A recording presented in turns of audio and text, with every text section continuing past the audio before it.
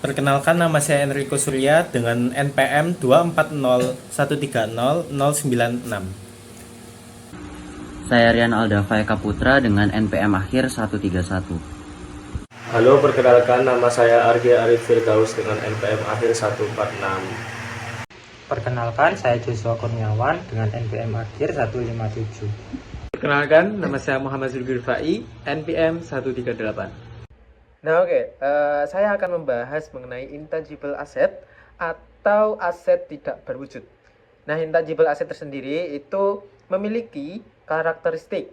Nah, yang pertama itu bisa diidentifikasi. Nah, maksudnya apa? Artinya aset tersebut itu bisa dikenali dan dibedakan dari aset-aset lainnya. Jadi, misal kayak aset tanah kan udah pasti itu kan asetnya berupa tanah. Nah, sedangkan aset tidak berwujud ini juga bisa dibedakan lah. Artinya aset tidak berwujud ini pasti bukan tanah, kayak gitu. Nah, yang kedua itu kurang memiliki eksistensi fisik.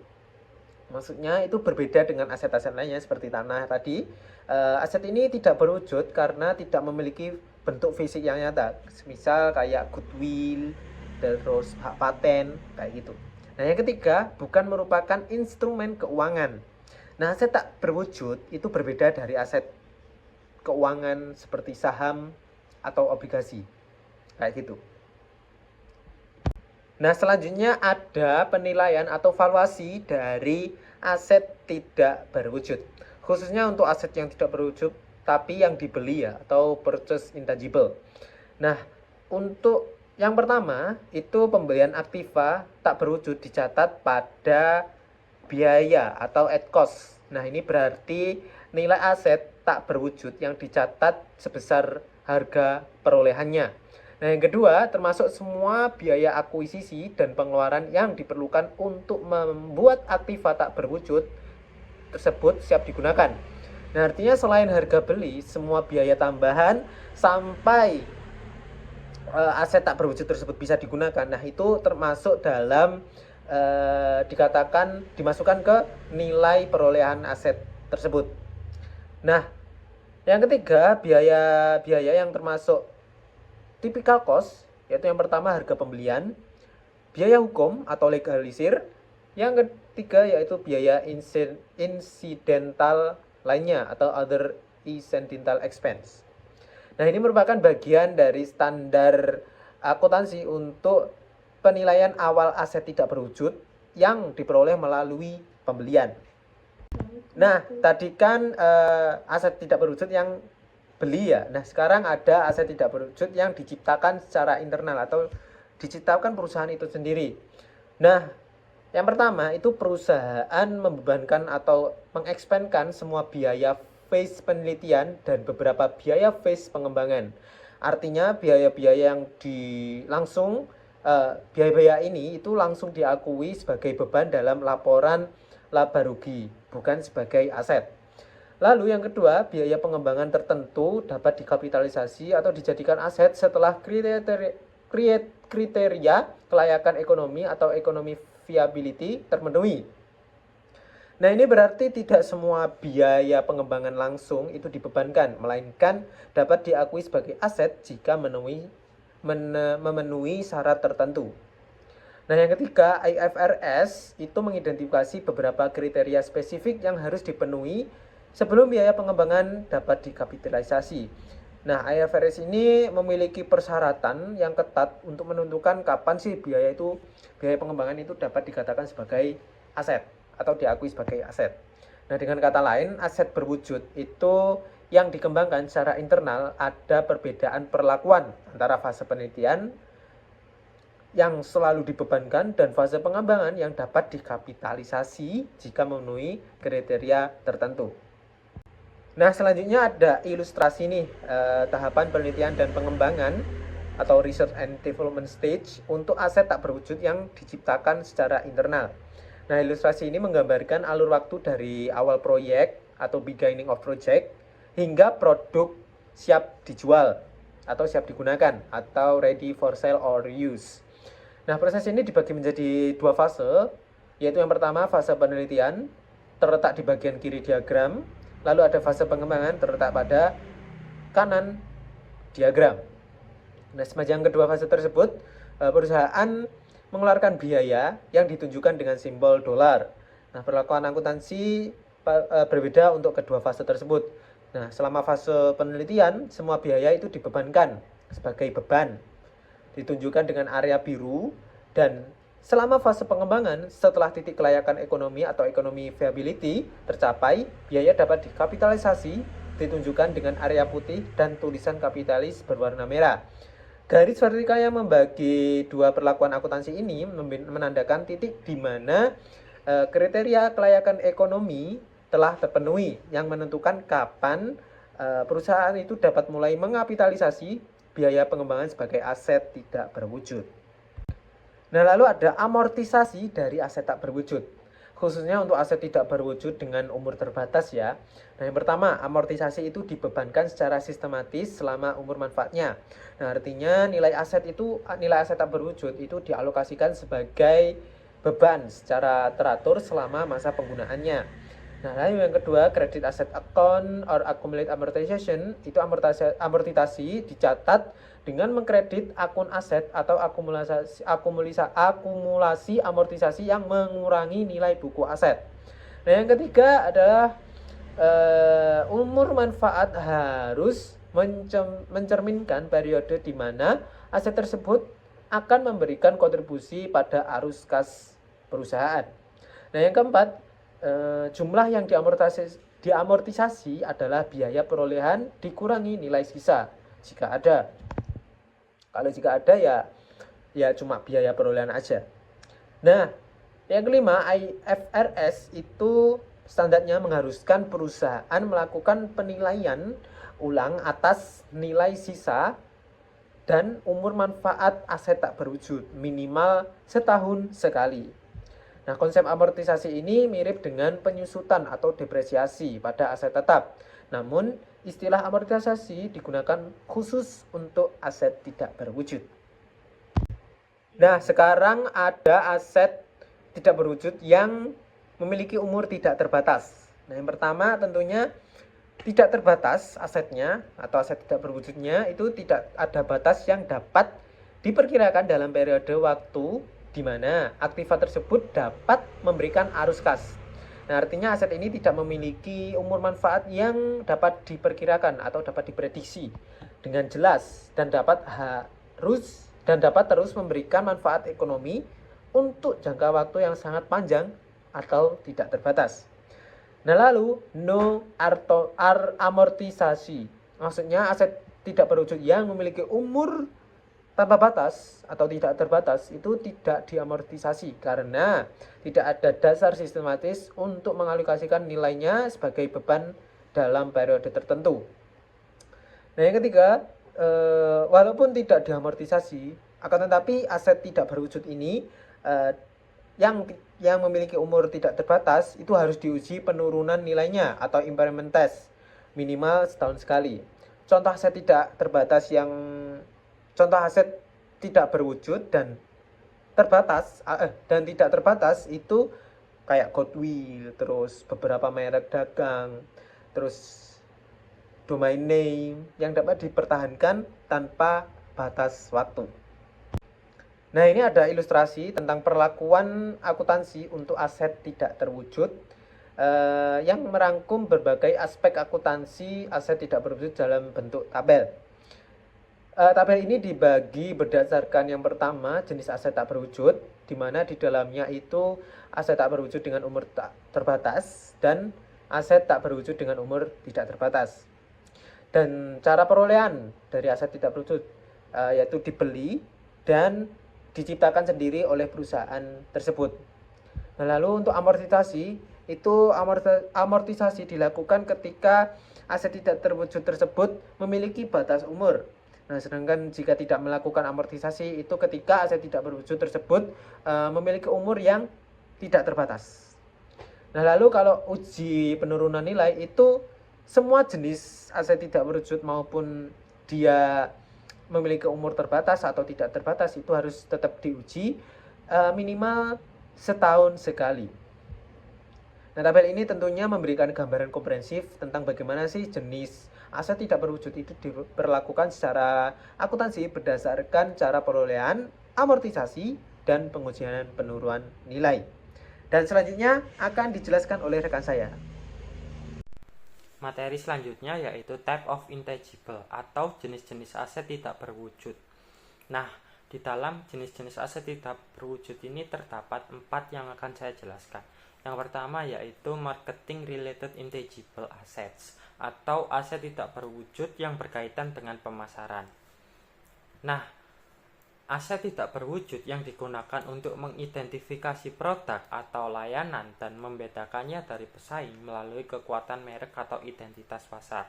Contohnya yaitu merek dagang atau trademark, nama dagang atau trade name, nama domain internet, logo perusahaan, dan perjanjian non-kompetisi. Nah, yang kedua yaitu customer related intangible asset atau aset tidak berwujud yang berkaitan dengan pelanggan. Nah, untuk definisinya sendiri yaitu aset yang berasal dari hubungan perusahaan dengan pelanggan, seperti loyalitas, kebiasaan, pembelian, dan basis data pelanggan. Untuk contohnya sendiri yaitu daftar pelanggan, catatan pemesanan, kontrak dengan pelanggan, hubungan pelanggan jangka panjang. Untuk yang ketiga yaitu artistic related intangible asset atau aset tidak berwujud yang berkaitan dengan seni. Untuk definisinya sendiri yaitu aset yang berasal dari karya seni atau ciptaan kreatif yang dilindungi oleh hak cipta. Contohnya sendiri yaitu naskah drama, musik atau rekaman lagu, buku, film, gambar. Yang keempat yaitu materi audiovisual seperti film, animasi, dan lain sepertinya. Untuk type of intangible yang keempat yaitu contract related intangible asset atau aset tidak berwujud yang berkaitan dengan kontrak. Untuk definisinya sendiri yaitu aset yang muncul dari hak hukum atau kontraktual untuk melakukan aktivitas ekonomi tertentu. Contohnya yaitu waralaba atau franchise agreement. Yang kedua yaitu lisensi atau izin usaha. Yang ketiga izin pembangunan atau konstruksi. Yang keempat kontrak penyediaan barang atau jasa. Yang kelima yaitu hak siar dan hak distribusi. Untuk materi selanjutnya akan dijelaskan oleh rekan saya. Pada kesempatan kali ini saya akan menjelaskan mengenai teknologi related intangible asset. Aset tak berwujud terkait teknologi. Contohnya seperti paten dan rahasia dagang yang diberikan oleh pemerintah. Paten memberi hak eksklusif selama jangka waktu 20 tahun. Biaya pembelian paten akan dikapitalisasi atau dicatat sebagai aset. Akan tetapi, biaya R dan D untuk mengembangkan paten tersebut akan dibebankan langsung sebagai beban. Amortisasi akan dilakukan berdasarkan masa hukum atau masa manfaat, pilih yang lebih pendek. Selanjutnya adalah pembahasan mengenai goodwill. Goodwill muncul saat satu perusahaan membeli seluruh perusahaan lain. Nah, setelah seluruh aset dan liabilitas yang bisa diidentifikasi dicatat, maka selisih lebih harga beli atas nilai wajar bersih itulah yang disebut sebagai goodwill. Seperti contoh, sebuah perusahaan membeli perusahaan lainnya seharga 10 miliar dengan aset liabilitas bersihnya sebesar 8 miliar. Nah, sebagai goodwill-nya sama dengan goodwill-nya diketahui sebesar 2 miliar. Oke, pada slide ini saya akan membahas mengenai penurunan nilai impairment pada aset tak berwujud dengan umur terbatas. Nah, penurunan nilai aset tak berwujud ini terjadi kalau nilai tercatatnya atau yang biasa disebut dengan carrying amount lebih besar dari recoverable amount. Recoverable amount adalah nilai yang lebih tinggi. Nah, untuk recoverable amount ini terdiri atas dua jenis. Yang pertama adalah nilai wajar dikurangi biaya penjualan, dan yang kedua adalah nilai guna atau yang biasa disebut dengan value in use. Untuk carrying amount jumlahnya lebih besar daripada recoverable amount. Selisihnya Nah, selisih dari antara keduanya ini akan diakui sebagai rugi penurunan nilai. Kemudian adalah goodwill write-off, memiliki beberapa sifat. Yang pertama, dianggap memiliki unsur yang tidak terbatas. Dan yang kedua, tidak boleh diamortisasi. Sedangkan untuk bargain purchase sendiri, sifatnya adalah yang pertama, harga pembelian kurang dari nilai wajar aset bersih yang diperoleh. Dan juga jumlah tersebut akan dicatat sebagai keuntungan oleh pembeli. Pada slide ini menjelaskan tentang impairment atau penurunan nilai aset tak berwujud. Penurunan nilai ini terjadi pada saat jumlah tercatat atau carrying amount suatu aset lebih besar daripada jumlah yang dapat dipulihkan atau recoverable amount. Recoverable amount adalah nilai tertinggi. Antara lain, yang pertama nilai wajar dikurangi biaya untuk menjual atau fair value less cost to sell, dan juga yang kedua nilai pakai atau value in use. Nah, berdasarkan slide ini, diketahui carrying amount sebesar 5 juta dolar, recoverable amount atau value in use sebesar 2 juta dolar. Nah, di sini fair value tidak diketahui, maka akan kita gunakan nilai pakai. Dan juga yang untuk mencari impairment loss, kita akan mengurangi 5 juta dikurangi dengan 2 juta, maka akan menghasilkan 3 juta dolar. Jadi perusahaan harus mengakui rugi penurunan nilai sebesar 3 juta dolar. Selanjutnya di slide ini menunjukkan cara mencatat rugi penurunan nilai atau impairment loss atas aset tak berwujud. Untuk contoh soalnya, diketahui carrying amount nilai tercatat sebesar 5 juta dolar. Recoverable amount nilai yang dapat dipulihkan sebesar 2 juta dolar. Maka cara untuk mencari impairment loss-nya adalah jumlah carrying amount dikurangi recoverable amount. Nah, di sini langsung saja hasilnya 3 juta dolar. Untuk jurnalnya sendiri adalah loss on impairment sebesar 3 juta di debit pada pattern sebesar 3 juta di kredit. Nah, dari soal tadi terdapat kesimpulan, yaitu rugi penurunan nilai akan dibebankan ke laporan laba rugi, dan nilai paten yang tercatat akan dikurangi sebesar kerugian tersebut. Untuk slide berikutnya akan dijelaskan oleh rekan saya. Terima kasih. Lalu selanjutnya saya akan membahas tentang impairment of indefinite life intangible other than goodwill, atau biasa kita sebut dengan impairment aset tak berwujud dengan umur manfaat tidak terbatas. Nah, aset tak berwujud umur manfaat tidak terbatas wajib diuji penurunan nilainya minimal sekali dalam setahun. Untuk cara pengujiannya adalah membandingkan antara nilai terpulihkan atau recoverable amount dengan nilai tercatat atau carrying value. Jika nilai terpulihkan lebih rendah dari nilai tercatat, maka diakui rugi penurunan nilai atau impairment loss. Nah, pada slide ini saya sudah melampirkan kasus dari Archon Studio. Jadi Archon Studio membeli lisensi siaran seharga 2 juta euro. Lalu lisensi dapat diperpanjang setiap 10 tahun dengan biaya minimal. Karena ekspektasi arus kas yang berkelanjutan, lisensi dilaporkan sebagai aset tak berwujud umur manfaat tidak terbatas. Namun, GCC mengubah kebijakan, yaitu lisensi sekarang dilelang kepada penawar tertinggi. Nilai wajar lisensi Archon kini diperkirakan hanya 1.500.000. Nah, untuk jurnalnya sendiri, nilai tercatat lisensi yaitu sebesar 2 juta. Lalu nilai terpulihkan berdasarkan nilai wajar dikurangi dengan biaya penjualan adalah 1.500.000. Maka kerugian penurunan nilai yaitu 500.000. Jadi, perubahan kebijakan GCC mempengaruhi ekspektasi arus kas dari aset. Akibatnya, Archon harus mencatat kerugian penurunan nilai sebesar 500.000. Hal ini sesuai dengan standar akuntansi untuk aset tak berwujud yang memiliki umur manfaat tidak terbatas. Selanjutnya, saya akan menjelaskan tentang research and development cost. Nah, research and development cost memiliki basic rule atau aturan dasar akuntansi terkait biaya research and development. Untuk yang pertama, ada biaya research atau research harus dibebankan langsung sebagai beban saat dikeluarkan. Kedua, biaya pengembangan atau development bisa dibebankan langsung atau bisa juga dikapitalisasi tergantung pada situasinya.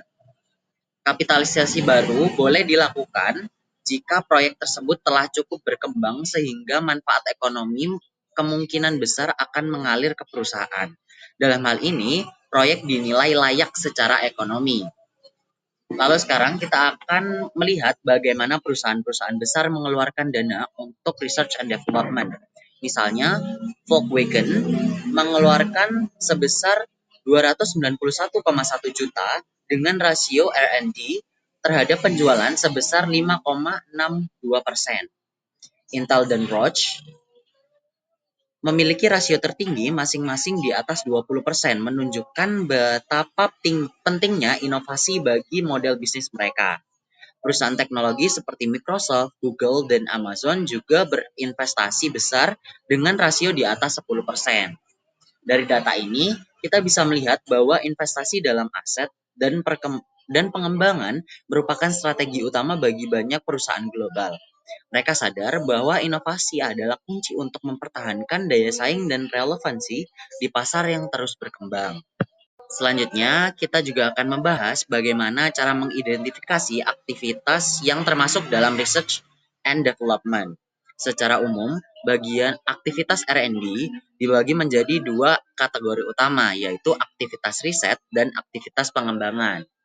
Pertama, aktivitas riset adalah penyelidikan yang orisinal dan direncanakan dengan tujuan untuk memperoleh pengetahuan ilmiah atau teknis yang baru. Contohnya, bisa berupa riset laboratorium untuk menemukan pengetahuan baru atau pencarian aplikasi dari temuan riset. Untuk yang kedua adalah aktivitas pengembangan, merupakan penerapan hasil riset untuk merancang atau memproduksi produk baru atau menyempurnakan produk dan proses yang sudah ada. Contohnya seperti perancangan konsep produk, pembangunan prototipe, dan pengoperasian pabrik percobaan. Nah, ada juga biaya terkait aktivitas R&D. Beberapa biaya itu adalah yang pertama, bahan, peralatan, dan fasilitas, tenaga kerja atau personel, aset tak terwujud yang dibeli, jasa kontrak atau pihak ketiga, dan biaya tak langsung lain-lainnya. Baik, selanjutnya kita akan membahas terkait biaya-biaya lainnya yang persis atau sama dengan research and development cost. Di sini yang pertama ada startup cost for a new operation. Di sini bisa juga disebut sebagai biaya persiapan atau startup cost untuk operasi baru. Di sini diartikan bahwa untuk operasi perusahaan yang membuka cabang atau operasi baru di wilayah lain biasanya. Nah, di sini should expense as incurred. Untuk biaya persiapan ini dikeluarkan untuk aktivitas satu kali untuk memulai operasi baru. Contohnya mencakup pembukaan pabrik baru, perkenalan produk atau jasa baru, lalu atau operasi bisnis di wilayah baru. Nah, biaya persiapan itu termasuk biaya pendirian atau organizational cost. Nah, seperti contohnya biaya akte tanah, pembuatan akte tanah, terus notaris, jasa hukum itu tadi, dan juga pajak daerah yang dikeluarkan untuk mendirikan entitas bisnis baru. Nah, akuntansi yang dilakukan di sini untuk biaya persiapan itu cukup bahkan sangat mudah. Karena di sini membebankan biaya persiapan pada saat terjadinya. Di sini beberapa ahli akuntan mengakui bahwa perusahaan mengeluarkan biaya persiapan dengan harapan itu supaya mendapatkan hasil berupa penghasilan di masa depan atau peningkatan efisiensi. Namun untuk menentukan jumlah dan umur manfaat masa depan itu cukup sulit atau bahkan sangat sulit sehingga memerlukan pendekatan yang konservatif dengan membebankan biaya pada saat terjadinya. Nah, di sini untuk mengilustrasikan contoh biaya persiapan, kita ambil contoh satu perusahaan minuman di situ misal dia berbasis di Amerika Serikat, lalu memutuskan untuk membangun pabrik di Brasil, di negara lain. Ini merupakan pintu masuk pertama perusahaan itu ke pasar Brasil. Nah, di sini perusahaan itu berencana untuk memperkenalkan merek perusahaan perusahaan AS ini, Amerika Serikat, ke pasar Brasil atas dasar produksi lokal. Nah, biaya yang mungkin terlibat itu sebagai berikut. Jadi, contoh ada biaya terkait dengan perjalanan, lalu biaya yang terkait dengan gaji karyawan, terus biaya yang terkait dengan studi kelayakan, lalu biaya perpajakan, lalu pencatatan akuntansinya, laporan keuangan, juga urusan pemerintahan. Lalu biaya terkait dengan pelatihan karyawan lokal yang berkaitan dengan produk, lalu pemeliharaan atau maintenance, terus ada sistem komputer, keuangan, dan juga operasi. Lalu juga ada biaya yang mencakup perekrutan, pengorganisasian, dan pelatihan terkait untuk membangun jaringan distribusi. Nah, di sini perusahaan itu harus membebankan semua biaya yang sudah saya sebutkan tadi ini pada saat terjadinya. Aktivitas persiapan itu terjadi pada saat yang sama dengan aktivitas perolehan aset. Misalnya, bagaimana perusahaan mengeluarkan biaya persiapan untuk pabrik baru. Nah, perusahaan itu juga harus melaporkan dalam laporan posisi keuangan dengan menggunakan pedoman pelaporan yang telah ditentukan oleh IFRS. Oke, selanjutnya other cost similar to R&D cost ini ada initial operating losses atau kerugian operasi awal. Nah, beberapa pihak itu berpendapat bahwa perusahaan itu seharusnya diperbolehkan untuk mengapitalisasi kerugian operasi awal yang terjadi ketika mereka itu memulai bisnis. Nah, di situ mereka itu berpendapat bahwa kerugian operasi tersebut merupakan biaya yang tidak dapat dihindari dalam memulai bisnis. Misalnya, kita asumsikan satu perusahaan itu mengalami kerugian pada tahun pertama operasi dan berkeinginan untuk mengapitalisasi kerugian ini. Nah, di situ CEO-nya atau direkturnya berpendapat bahwa saat perusahaan menjadi menguntungkan, perusahaan itu akan mengompensasi kerugian yang dikapitalisasi ini di masa yang akan datang. Nah, di situ pendekatan ini sebenarnya banyak menerima kontra dan pertentangan karena dianggap tidak sesuai, karena kerugian itu tidak memiliki potensi manfaat di masa depan sehingga tidak dapat dianggap sebagai aset. Di sini IFRS itu mengharuskan kerugian operasi selama tahun awal itu tidak boleh dikapitalisasi. Nah, intinya itu standar akuntansi dan pelaporan itu seharusnya tidak berbeda untuk satu perusahaan yang sedang berusaha untuk mendirikan bisnis baru dan juga perusahaan lain dengan perusahaan-perusahaan yang sudah lama mendirikan bisnis. Nah, jadi initial operating losses ini should not be capitalized. Selanjutnya yang ketiga adalah advertising cost atau biaya iklan. Nah, kita contohkan satu ke perusahaan minuman Pepsi misalnya. Di sini setelah saya ketahui, di sini Pepsi itu berbasis di Amerika Serikat. Mereka ini menggunakan jasa bintang artis pop seperti Justin Timberlake dan juga artis-artis lain. Mereka itu diperintahkan untuk mengiklankan produknya. Nah, di sini bagaimana perusahaan itu akan melaporkan biaya iklan yang terkait dengan bintang-bintang ini tadi. Di sini Pepsi itu dapat membebankan biaya tersebut dengan beberapa cara. Itu yang pertama, ketika bintang tersebut telah menyelesaikan tugas menyanyinya. Jadi biayanya akan dibebankan ketika tugas dari bintang tersebut sudah selesai. Kemudian yang kedua, biaya akan dibebankan ketika pertama kali iklan dirilis. Lalu kemudian selanjutnya biaya itu dapat dibebankan ketika selama estimasi umur manfaat iklan. Jadi misal iklan itu akan dipajang atau difungsikan di masyarakat luas selama 3 bulan, maka perusahaan dapat membebankan dengan mengestimasikan selama 3 bulan ini akan mengalokasikan mencatat beban iklan ini sebesar berapa atau mau dialokasikan ke berapa kali. Lalu kemungkinan selanjutnya yang keempat dengan cara yang sesuai dengan masing-masing 3 periode yang diidentifikasikan di atas sebelumnya. Kemudian kemungkinan yang kelima yang terakhir, perusahaan Pepsi ini bisa membebankan biaya selama pendapatan periode yang diharapkan dapat menghasilkan.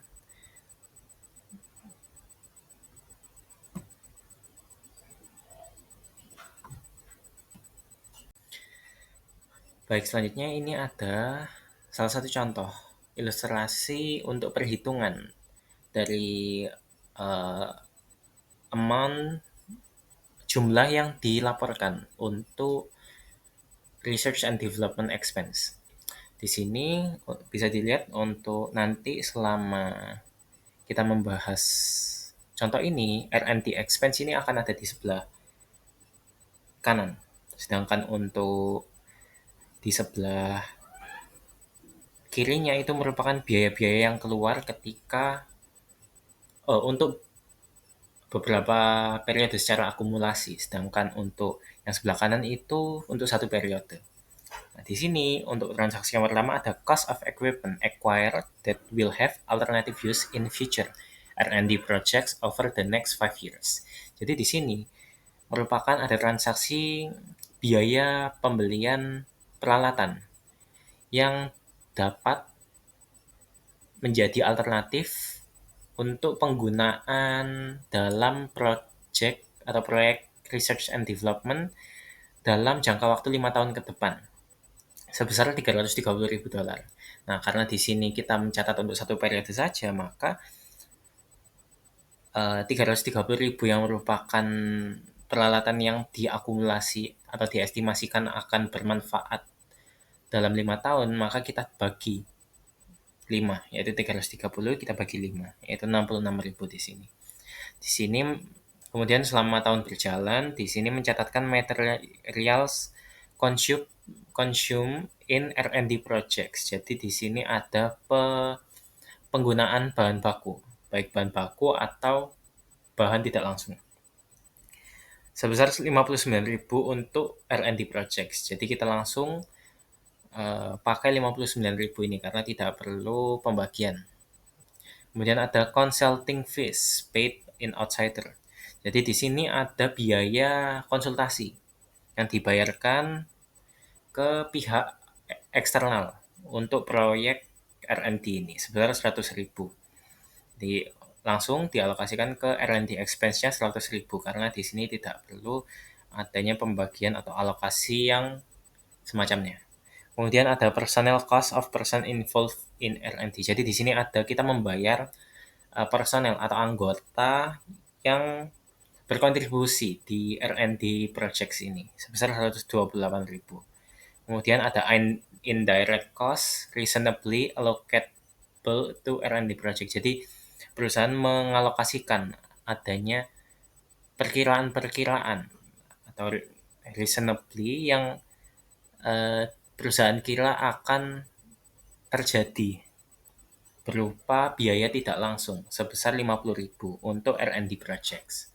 Kemudian ada pembelian material untuk future R&D project. Jadi di sini karena tidak ada pemakaian material, di sini perusahaan hanya mencatat adanya pembelian sehingga tidak dialokasikan ke R&D expense karena ya memang itu digunakan untuk di masa depan, di periode ke depan, bukan di periode tersebut. Sehingga di sini untuk R&D expense-nya total adalah $403.000.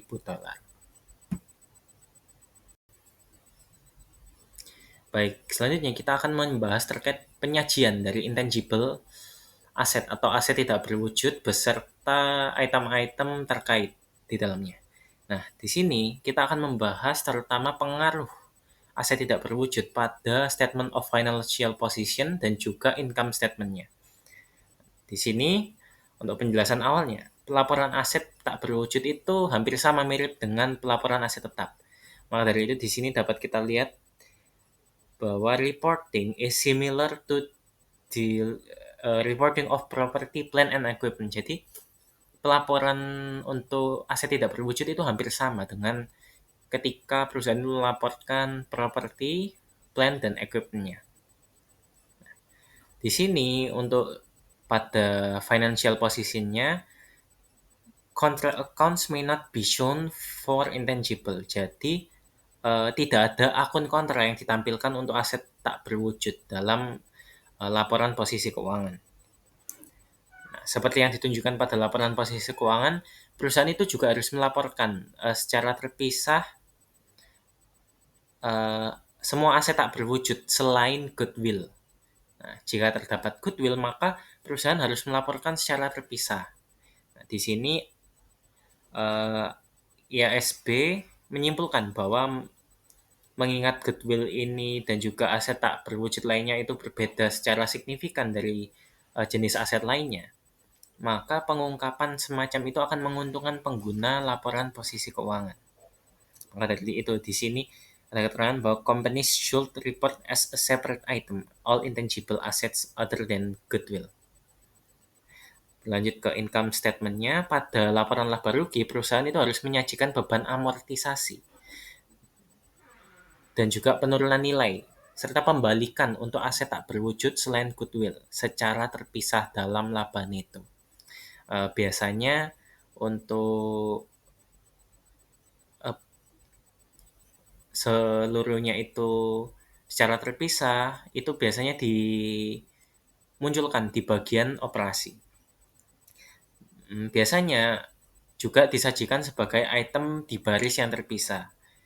Nah, untuk bagian catatan atas laporan keuangan, itu harus mencakup informasi tentang aset tak berwujud yang diperoleh, termasuk beban amortisasi untuk setiap jenis aset, dan juga lain-lainnya. Nah, catatan atas laporan keuangan itu juga harus mencakup informasi tentang perubahan jumlah catatan dari setiap jenis aset tak berwujud selama periode tertentu.